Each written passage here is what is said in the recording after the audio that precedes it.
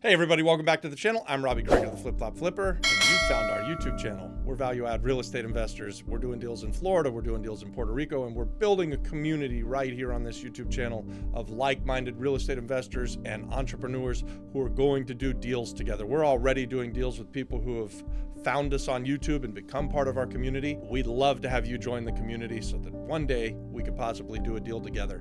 Today we're going to talk about passive income, what it is, how do you get it, and the fact that passive income only comes after some upfront massive investments of both time, effort, and money. So let's get into it. Passive income, how do you get it? I'm going to give you 6 ways that you can get passive income. It is going to take some work, but guys, it's worth it.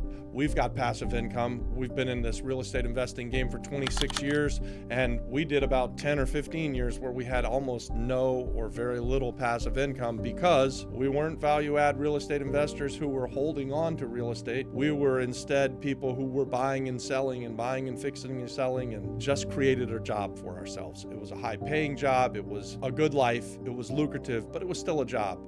We were slightly out of the rat race, but we were sort of 1 foot in and 1 foot out. We've got other recent content out there about why you want to think about owning real estate for the long term and what are the pros and cons about being a flipper.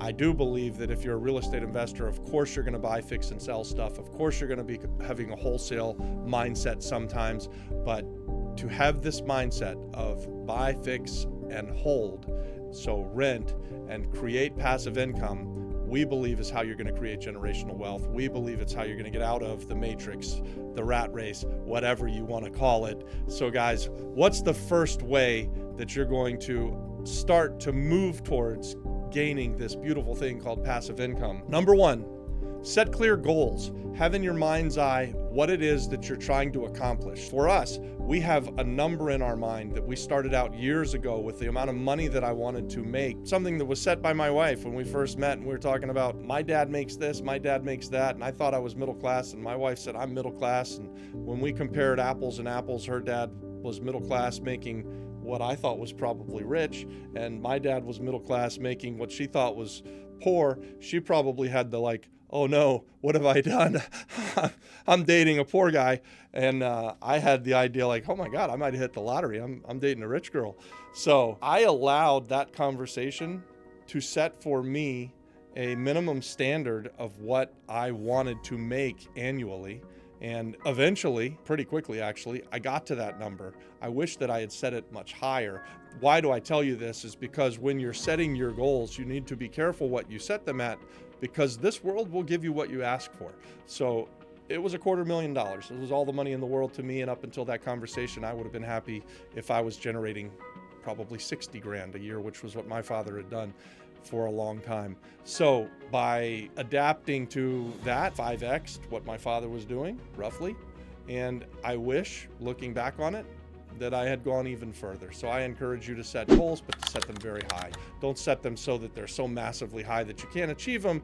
But remember, this world will give you what you ask for. So be clear about what it is that you're looking for and set those goals, set them high, and then go out and work for them. Number 2, on your journey to passive income, research the market. And we talk about this on this channel all of the time. You're real estate investors and you need to be researching your market. We call it a farm area sometimes, but it could just be the area where you're buying real estate. For us, we buy real estate all over the state of Florida. We buy real estate all over the island of Puerto Rico, and we do tons of real estate research. So we are constantly researching different properties. I mean, I still say, even 26 years later, that I'm looking at and calling about and finding out what something's worth. And I'm looking at and comparing what is it going to take to do this kind of renovation versus what is it going to take to do that kind of renovation. But I'm researching these markets constantly and again and comparing them against each other because things change. What's a good example of researching the market? I think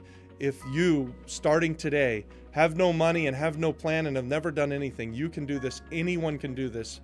You can go out and in your neighborhood, there are properties for sale.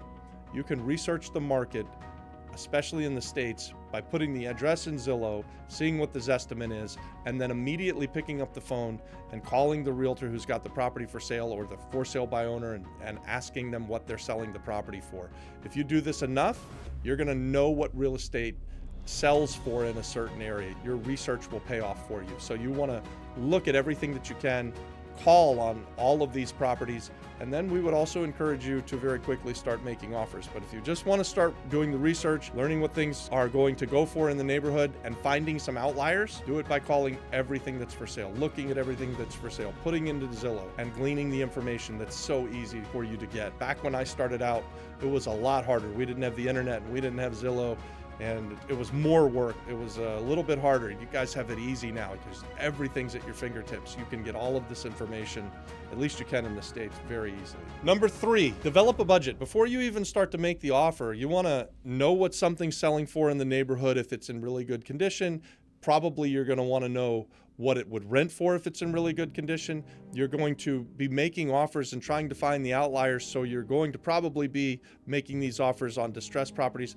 Not even probably, guys. If you're going to be value add real estate investors, you're looking for the distress. You want the distress. How do you make any money if something doesn't have termites, and if it doesn't have a hole in the roof, and if it doesn't have problems? You want to find the stuff that's not in great shape, because you know then that you can buy it well. You can buy it at what it's worth down here, fix it up, and then sell it what it's worth retail, because someone who's buying this house has to pay cash for it. So think of it like this. We think that we play Monopoly for a living. It took us a long time. We bought a whole bunch of single family houses, actually one after another, and into the thousands. And then eventually we started buying bigger properties and we started buying hotels. But the budget has changed over the years. You need to be doing this on a deal by deal basis. So when you're determining the budget, and let's say you're a real estate investor who's out there listening to me, you're just getting started and you don't have any money, you still will determine the budget. You still want to know what something's worth. You still want to know what it's going to take to fix it up. And you still want to know what you can buy it at. So you're looking at it, you've done the market research, and now you're determining the budget so that you can then take your deal of a lifetime to someone like me and present the deal. We've got other content on how to present a great wholesale deal. We've got other content out there where we talk about how you can partner, and we talk about it all the time. Guys, even inside of this community, you can partner with people inside of the chats. There are enough of you out there that are like-minded, that want to do these real estate deals. Some of you have great jobs and you've got money, and some of you have all the time in the world to go out and find the deal of a lifetime, and you can form partnerships. So having the budget and then being able to present your deal, they all kind of tie in together. Number 4, identify the type of property that you're going to go after. When we first started out, we were almost exclusively housing. We've moved away from that on the island of Puerto Rico now. We're doing very little housing, and we're doing more commercial stuff. We're doing more mixed use stuff. We're doing a lot more hospitality investment plays than we've ever done actually in our life. Before we came to Puerto Rico, we were almost exclusively buying and fixing up houses. One off, here's a house, buy it, fix it, sell it. Here's a house, buy it, fix it, rent it. Here's a house, buy it, fix it, rent it. Guys, when we came to Puerto Rico, we came with the same mindset, but then the island offered us something different, and we've started identifying that the island wanted us to invest in hospitality, and they were willing to give us some great tax benefits to do that. So now we invest in hospitality. I like the low-hanging fruit. I like to do what's easy, and in Puerto Rico, hospitality right now is pretty easy. The government wants you to invest that way. I don't want to fight with them. I want to live into it. So that's why we invest so heavily in hospitality in Puerto Rico. And we've identified on the island of Puerto Rico that we're going to find value add distressed buildings. Maybe they're mixed use and they had some retail on the bottom and they had some living space above, or even what we've done is take office buildings and turn them into hotels. So we're looking for value add. We're trying to reimagine what a property can be and turn it into its highest and best use. It used to be in Florida, and we still do this, we would buy single family houses and they'd remain single family houses forever. On the island of Puerto Rico now, we've identified that we want to invest in hospitality, so we're turning a lot of different projects into hospitality. I hope that makes sense. Number 5, guys, and this is going to be key. You want passive income, you're going to need to do the due diligence. The truth is, if you're going to be a real estate investor, you have to be doing tons of due diligence. You want to take out the risk, right? I do stuff that many people would consider risky, and the truth is I sleep like a baby at night because we do a ton of due diligence, even though we're looking at everything and we're making offers with the mindset of having enough time between when we get an offer accepted before we close on it. We do a massive amount of due diligence. So we make sure that it doesn't have any pitfalls, and you're going to want to do the due diligence. You're going to want to make sure that the real estate that you're buying doesn't doesn't have hidden mortgages, doesn't have code enforcement liens, it's not sitting on a sinkhole. Whatever the case may be, you do the due diligence to keep yourself safe and avoid the risk. You want to limit the risk. A part of this due diligence is also going to be what we talked about earlier. You're going to want to make sure that you know what are properties of like kind selling for in the area. What are properties of like kind renting for in the area? So if you're buying like us, we just recently closed on a 9-unit apartment building in San Juan, Puerto Rico, and we look closely to buildings that were within a block or two of the building we were buying to see, hey, what is something that looks good and is fixed up sell for? What is something that's distressed? What did something else recently sell for? And also, what is something that's fixed up rent for versus what is something that's just kind of always been a rental property and hasn't been updated in years? What do those rent for?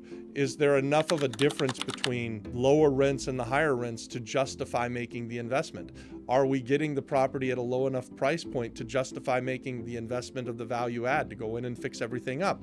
So this is part of your due diligence, and it's really, really key to your success as a real estate investor and to finding passive income. Absolutely, as part of this due diligence, you want to know that when you're making an acquisition, you're buying something, you're buying it right, you should know that you've got equity when you buy, right? If you buy things right, you're making money. And if you're buying things right, you're able to absorb some costs that are unforeseen. But if you don't do your due diligence properly, you'll pay too much, you will end up not making a good profit, you'll get frustrated, you won't stick with it, you won't be a value add real estate investor. Due diligence is just so key, guys. I can't stress it enough. Number 6, and this is something that most people don't even consider when they're going in and thinking that they're going to become value add real estate investors.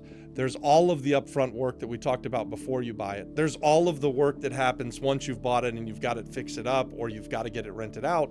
And then once you've got it rented out, there's still ongoing work. So if you're like us, you're going to take the responsibility of managing your portfolio of properties.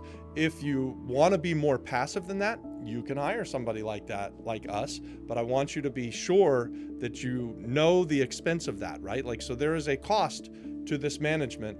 There's still some work with that, with hiring that management, but obviously that gets you closer to that passive income if you're paying someone else to do the job. So just know that going in, when you're acquiring and identifying how you're going to manage it, are you going to do it yourself or are you going to hire someone else to do it? We've tried on the island of Puerto Rico to hire someone else to do it. It didn't work really well for us. We had already had a lifetime of experience of managing properties back in the States, so we decided to take it on for ourselves, and it's gone much better now that we are doing it ourselves. We have mostly our passive incomes from the properties that we left behind in Florida. We have business that's set up, that runs and operates, but it took years of work to get there, and that's what this whole video is about. It's not to discourage you from pursuing passive income, but it's to make sure that you understand that to receive passive income, there's a lot of upfront work, right? And so it could take years before you actually are getting something close to passive income. Or it could be that you just buy stuff that's cash flowing, hire a property management company, you make less, but you've chosen to go that way and you have passive income quicker than we get it. Someone's going to do the work. Number 7, guys, I love this one. We have done this and it's just a recent example. So we like to diversify our portfolio. And so when I say diversify my portfolio and trying to get this passive income, what we do every single year for the last several years, since we started being people who were holding real estate for a really long time, we look at the stuff that's performing, want to buy more of that. We look at the stuff that's not performing and we want to get rid of that. We start the year trimming the fat. So if a property hasn't performed for a year or two in a row, then we're probably going to sell that property and then reinvest the capital into some other piece of real estate. And when I say diversify, I don't mean go and put the profits into the stock market, something that I'm not really good at. And when I've done that, it hasn't gone well for me. What I mean is buy more real estate, whether that's more real estate in Orlando, Florida, or we diversified by moving and starting a business in the island of Puerto Rico and buying properties for passive income here on the island of Puerto Rico. So now we have a rental portfolio in Florida. We've got a rental portfolio on the island of Puerto Rico, and I consider that diversification. It's all real estate, but it's different kinds of real estate too. So not only we have single family houses mainly in Florida, we have a very different portfolio on the island of Puerto Rico. We have small apartment buildings and we have some mixed use commercial buildings and we have a lot of hospitality. So we feel like we're diversified through different asset classes and through different geographical locations. And so this is just something that we consider diversification. We're trying to maintain this passive income so that it supports our lifestyle, so that we can do what we want, when we want, with whoever we want. That's financial freedom, that's financial security, that's financial independence, what I just described even. And that's why we do this upfront massive work, so that we can get this passive income. And I really want to highly encourage you guys as real estate investors to not just think that you have to get in and get out and be a flipper, be a buy, fix, and sell person. We did that for a long time. I highly encourage you to fight like hell to keep some properties. You're always going to hit a grand slam home run anytime that you can get something cash flowing, keep it for a really long time, and earn that appreciation as well as that passive income. It's a beautiful life. Number 8, monitor and optimize.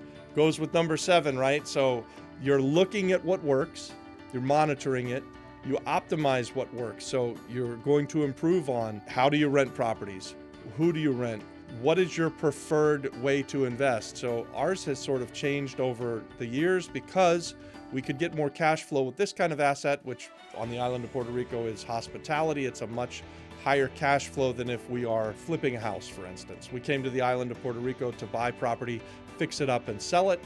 And it was great. We were making some money, but we weren't building wealth. And then we started investing in and holding for the long term properties that we have as guest house. Like for instance, we have a small guest house in Luquillo, Puerto Rico, where we bought a 4-family house from a landlord who was tired, and we renovated it up to its highest and best use, which is a 7-room guest house hotel.